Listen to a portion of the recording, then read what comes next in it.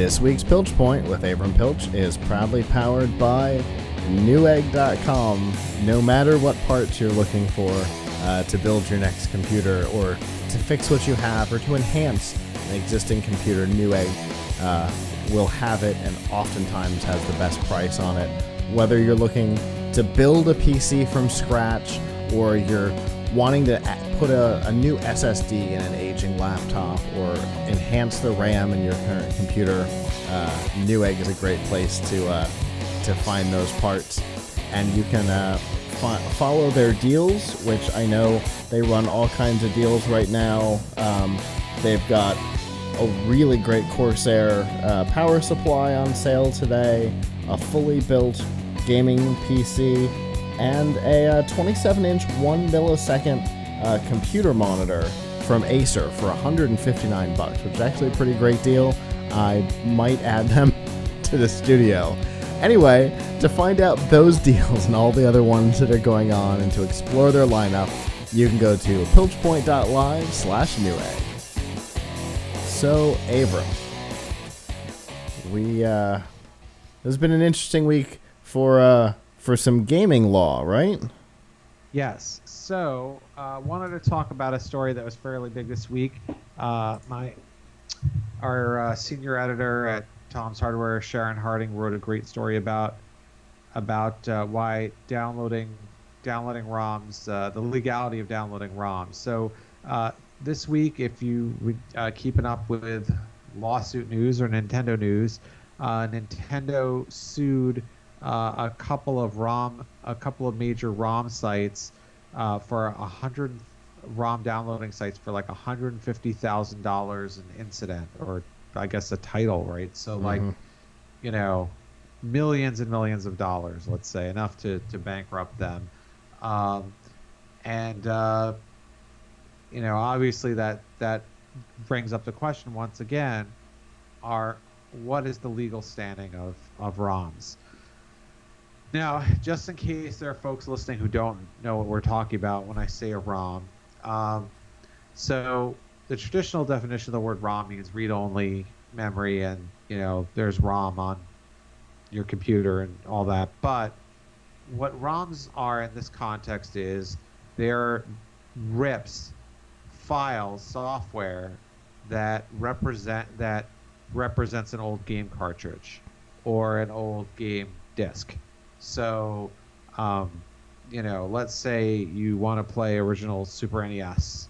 There will be a site out there. There are sites out there that have not only ROM files of all the games that were ever made, but also a little emulator so you can play them on your window on your Windows PC.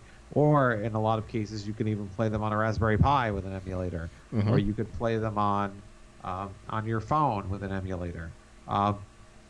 And speaking of the Raspberry Pi one, there's that's a very common use case of Raspberry Pi. Like there are companies that actually sell controllers and cases to make your Raspberry Pi look like an old Nintendo.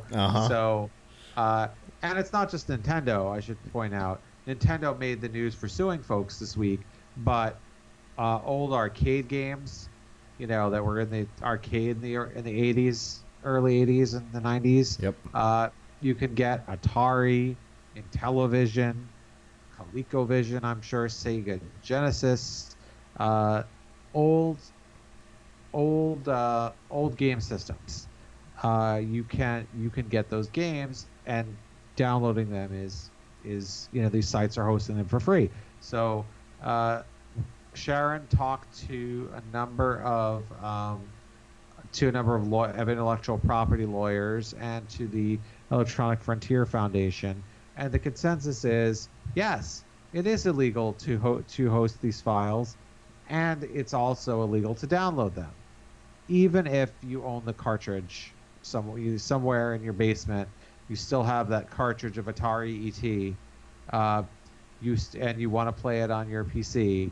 You cannot go. Well, you can, and you probably won't get punished for it. But technically speaking, it is illegal.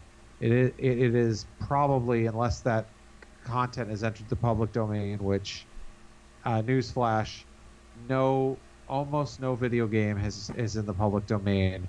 Even the things from the 70s are still under copyright law. Unless a developer has made it open source or public, or Right. there are exceptions, but anything that was under copyright is still that. Yeah, yeah. And I think one of the lawyers said people who were playing games in the 80s will be in their 70s before they become public domain. So it's so on the other hand, downloading them, it's no one we spoke to could come up with a case of somebody actually being sued for downloading. They were sued for sharing. Mm-hmm. So it's always the hosts that are gone after.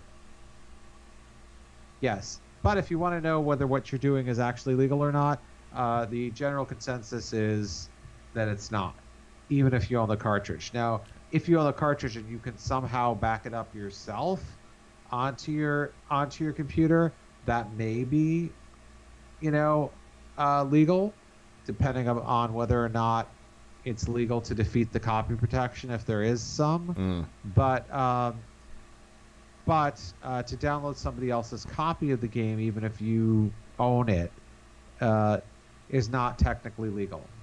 Now, that may, like I said, be an academic question, because no one we talked to could think of an incident where someone was actually sued just for downloading stuff. But, it's definitely something that, one would consider problematic. So if you were, I don't know, running a school network or something, and you saw people downloading a lot of ROMs, you might be concerned because they're downloading illegal stuff. Mm-hmm. Fair enough. But so I encourage everybody to really get some more details on this. Definitely check out the article, which is on the homepage of tomshardware.com right now. It goes into a lot more detail about what is and is not legal from a ROM perspective. But obviously the ROMs will continue, but it's definitely intellectual property. So the thing that I found most interesting about this, and I love that that you guys went out and approached legal experts. The thing that I found interesting about all this was that it was such a change in policy for Nintendo. Now, Nintendo has always been aggressive legally about a lot of things, fan art, ROMs, they are using music in Twitch streams that aren't of their games, all kinds of they're super aggressive legally. But when it comes to ROMs, they normally, in the past, have only sent cease and desists. And what happened this week was the companies that had recently received cease and desists received letters saying, you can go ahead and ignore those cease and desist letters. Instead, we're filing suit, which is a huge change of policy for the company. And I guess they've decided that they're going to be like RIA, and they're going to actually start going for it. Or maybe they had sent cease and desists before, and the industry had decided they were never going to act on them, so they decided to change minds. I don't know. But let's put this another way, though, right? Not to always take the side of the big business here, but they still sell these games. They sell the SNES Classic and make money off of it. Yes, and they've got the eShops on the consoles. And I think some of these are now available on other platforms, mm-hmm. right? So Nintendo is still it's not like they have no plans to ever sell these games and make money off of them again, and they're just hoarding the resource on the principle of it. Mm-hmm. They are selling these games. By the same token, there is somebody still selling. There's a lot of things that you can that you can get in various app stores. You can get new versions of whatever. Mm-hmm. So, I think some of the arguments have been like, oh, well, I'm just downloading this because I can't pay for it. But in a lot of cases, you can pay for it, although maybe not in the format that you would like. You know, maybe for example, like I would really like to play Dig Dug again, but they don't make it for Android. But I think they do make it for iOS or something like that. Right, so, right. You know, so I get it that there's like, you know, you can't always get what you want how you want it, but like, you know, these companies are making real money off of these games. They're valuable intellectual property that they're still using, so they kind of have to protect their IP. Yeah, for sure. You know, you mentioned the NES and SNES Classic, and then they also, you know, license the games to other hardware manufacturers that produce virtual console things. Yeah, there's lots of ways that these properties continue to be monetized today, and to allow this would certainly make the value of those properties less.